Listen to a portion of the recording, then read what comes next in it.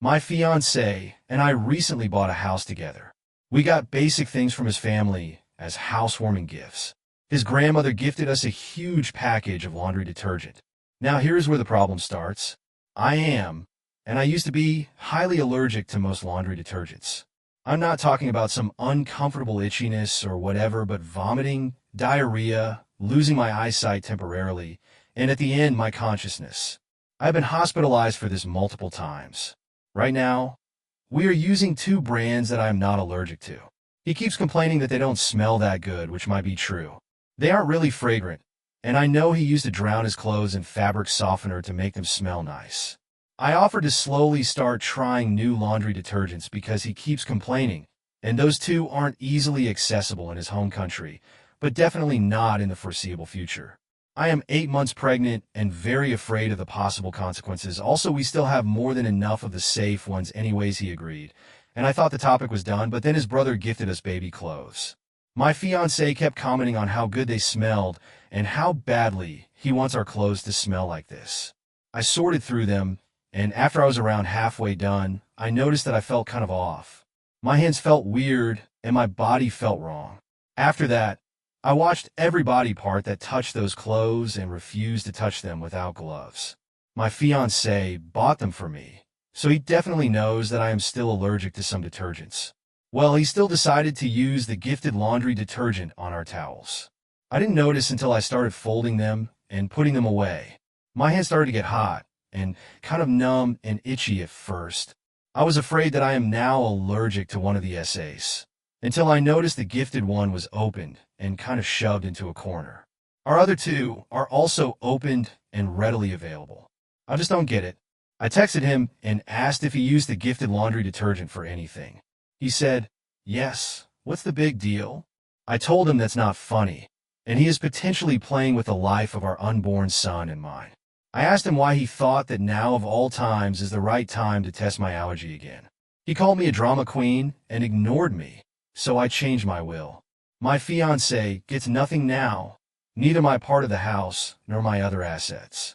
Everything goes to my son, with my family as trustees until he is of age. If something were to happen to both my son and me, my cousins will be the sole inheritors. My fiancé was originally meant to be the trustee, with different guidelines to make my son's life, and is pretty comfortable. I trashed the old will, sent the new version to my lawyer to make him look it over, and plan to get it to a notary as soon as possible. Am I overreacting? Hold on a second there, OP. What do you mean? Is it the right time to test your allergy again? Has he done this more than once? Also, he knows you're highly allergic. Why would he do that, not tell you about it, and then dismiss you and call you a drama queen? I don't think you're overreacting over that at all. Sounds like he doesn't believe you or he doesn't care. And either of those two choices doesn't make for much of a good partner. A partner should be one that's looking out for you, not hiding things from you that might potentially kill you. OP, I think this is a lot bigger than just changing your will. I think you really need to assess if this is the type of person that you want to build a family and a life with. What do you guys think? Let me know in the comment section. And now let's check out the community comments. Maleficent Virus 556 says, "Girl, what's the matter with you? The answer isn't to stick around and plan for your own death. You leave that relationship and get away from him before he kills you and your baby. Don't you have any survival instincts?" And Op responds, "Apparently not. Sad face. That's the first time it happened, and I moved countries for this guy, plus bought a house with him. I guess I made a great mistake." "I'd rather be sewing," says someone else. "Are you sure you want to marry this person?" And Op responds, "Honestly, I'm not quite sure at the moment. He changed completely after I got pregnant. He used to take safe sheets and blankets to friends so I could sleep there without worrying. Sad face." Beneficial Bat 5656 says, "OP, is the bar so low that you would put yourself in danger because it is an inconvenience to your fiancé? My mother is highly allergic to certain fragrances and detergents. My father didn't know or forgot when he picked one up and used it. She had a bad reaction. He felt bad and gave the detergent away, then went and got something she wasn't allergic to. His response was to fix it, so his wife was not hurting. Yours is treating you as an inconvenience for as little as laundry soap. Your fiance won't put in the effort to not do something that hurts you. Grandma knows you're allergic, and Opie responds, she doesn't. If she would have known, she probably wouldn't have given it to us. She gave us lots of cleaning stuff in general, so laundry detergent fits right in. His mother knows, though, but I don't think she knows exactly what you are not allergic against. She figured her son would handle it if it's something harmful to you. Melistic says, wait, what? Help me understand your thinking here. Your fiancé is purposely triggering your allergic reactions while you were pregnant. You asked him about it, and he called you dramatic and is now ignoring you. Your response is to change your will, which makes me think you think he's trying to kill you, right? You don't want him to benefit from your death, but you are staying with him. If you feel your health and the health of your child are at risk, is there somewhere else you can stay?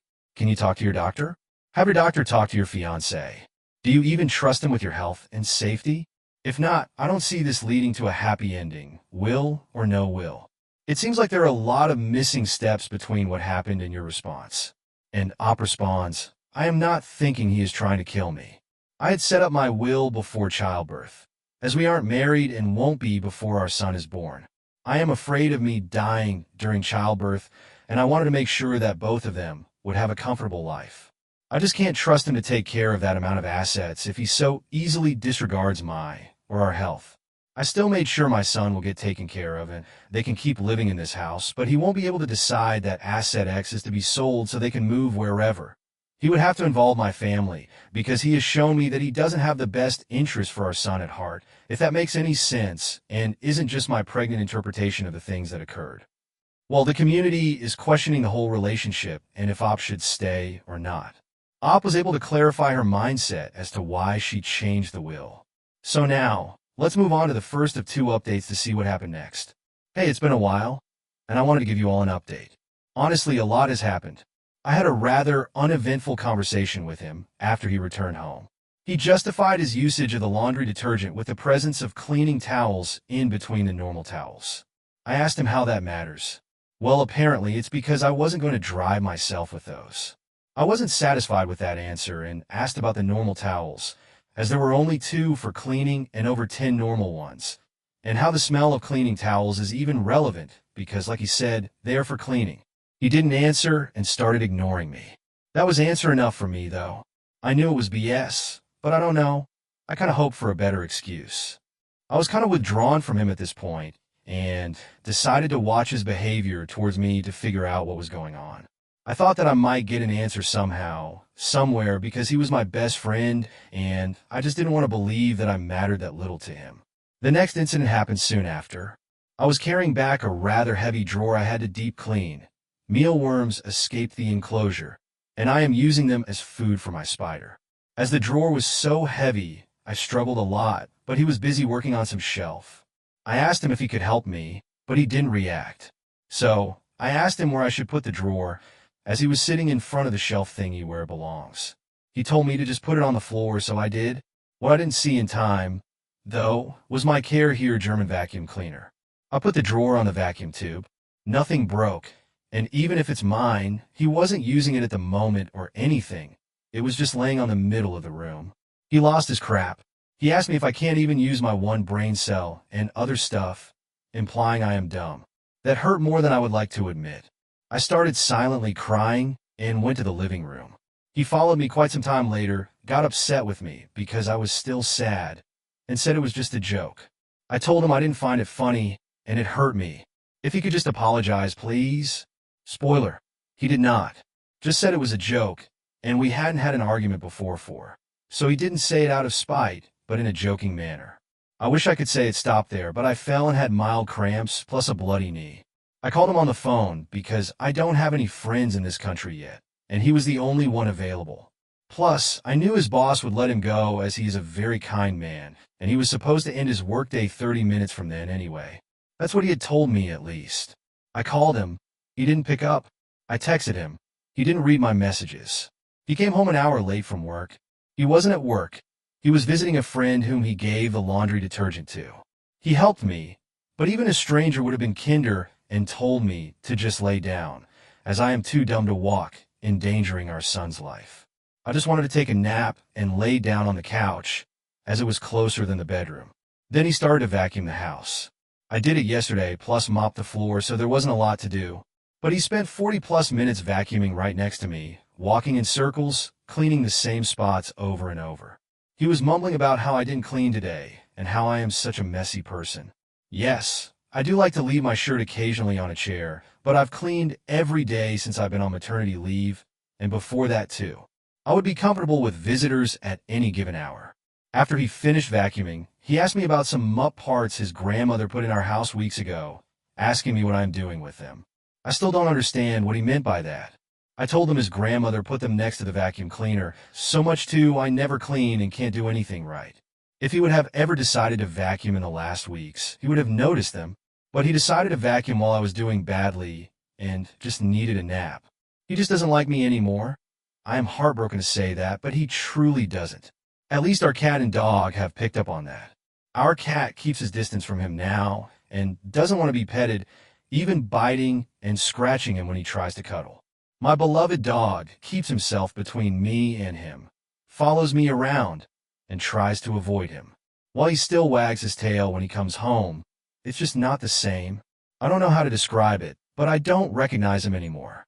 The animals can feel his anger too. He looks at me with such contempt and is very mean towards me. I thought he would be my forever, but he won't be. He is punching our walls, hiding his phone. I am sad and tired. I don't even have the energy to go through his phone because even if there would be answers to his behavior, I just don't care anymore. I am just sad. I gave him the engagement ring back. He didn't seem to care. My car's battery doesn't work at the moment, so I will have to figure that out. As some of you guessed, I am indeed from Germany, while he is from a neighboring country. I am 7 hours from my family and about 3 hours from the border by car, so I don't have to fly, luckily. I am sleeping in the guest room on a couch for the time being. My ex-fiancé seems very content with that.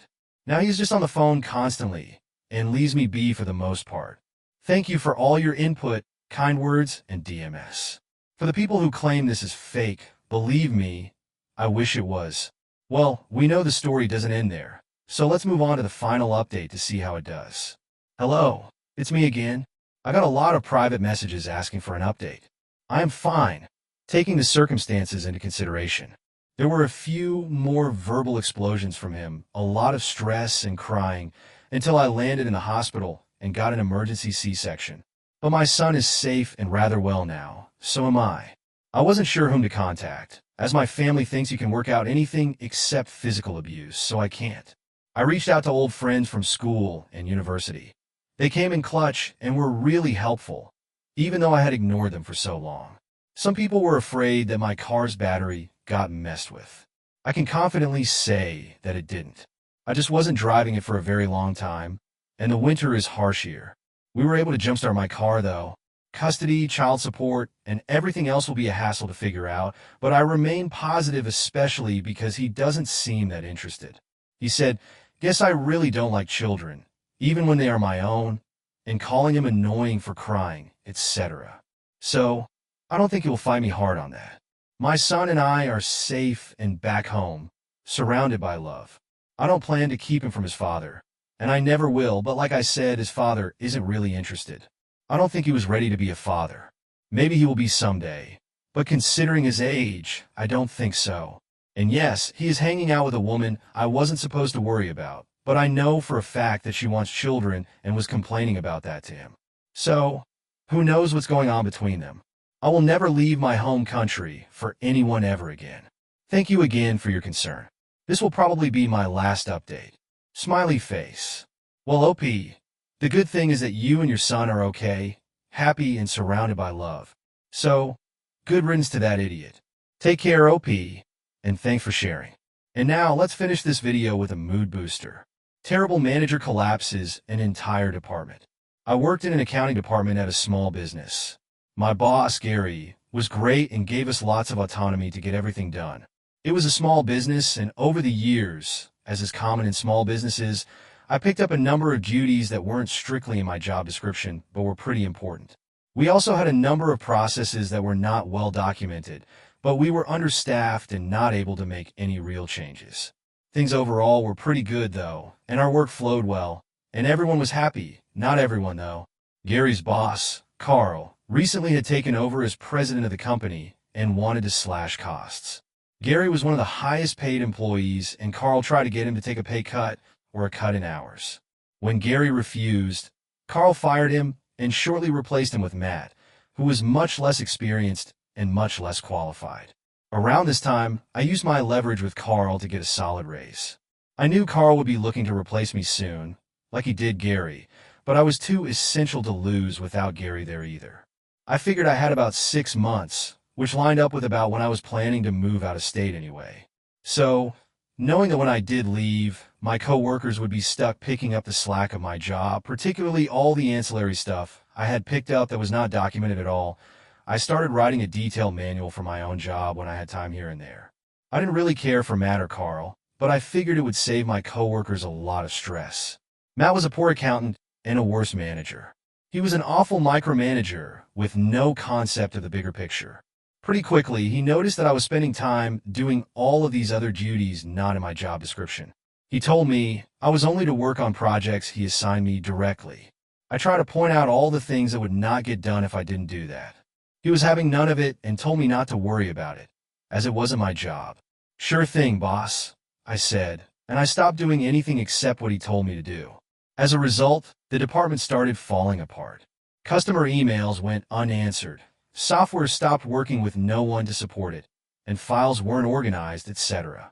I normally took care of these and 100 other things, but Matt was pretty clear I wasn't to do any of it. I also stopped working on my manual after a few weeks of this. But sooner than I expected, I was laid off by Carl and Matt for budgetary reasons, of course. They listed my job on Indeed that same day for a laughably low salary. I was given no warning. I just sat down for a meeting with the two and walked out the door. Matt didn't allow me to take anything from my desk, access my computer, or say my goodbyes to my coworkers. He was also very clear that I was not to retain any company documents or information. "Sure thing, boss," I replied, and so I left. I heard from coworkers still there that over the next few weeks, things took an even worse turn. They weren't able to fill my job, and nobody could cover most of my actual job duties or any of my ancillary duties. By this point, vendors weren't being paid, and payroll wasn't going out on time. Then I got the call. Matt found the file I had left in my conspicuous spot on the network drive. Core Job Manual and Processes.zip. It was encrypted. "What's in it?" "Oh, just a draft of all my job duties and everything I was responsible for that I worked on during downtime." "Why was it encrypted?" "Well, it had a bunch of confidential data and passwords in it." "Boss, what's the password?" "Sorry, boss, I don't know. I didn't retain it after leaving, but it's in my files." In reality, since it wasn't finished, the manual wasn't going to be some panacea for all the company's problems. But I had padded it with a lot of images, so I imagine the file size was pretty attractive. And the password was indeed in my files. If Matt cared to look, he'd find an unlabeled sticky note with a nondescript string of letters and numbers in a random folder in one of my 24 filing cabinets. As an epilogue, about 3 months after I talked to Matt, Carl finally got around to discovering what a disaster the department had become. My coworkers both left around the same time for better opportunities. Carl's still been unable to fill any of these jobs after almost 18 months, so the entire accounting department is staffed by contractors and consultants, who I am sure are costing the company a fortune. I hear the board is looking for a change in company presidents. Well, you were told not to work on anything else, and of course it came back to bite them in the ass.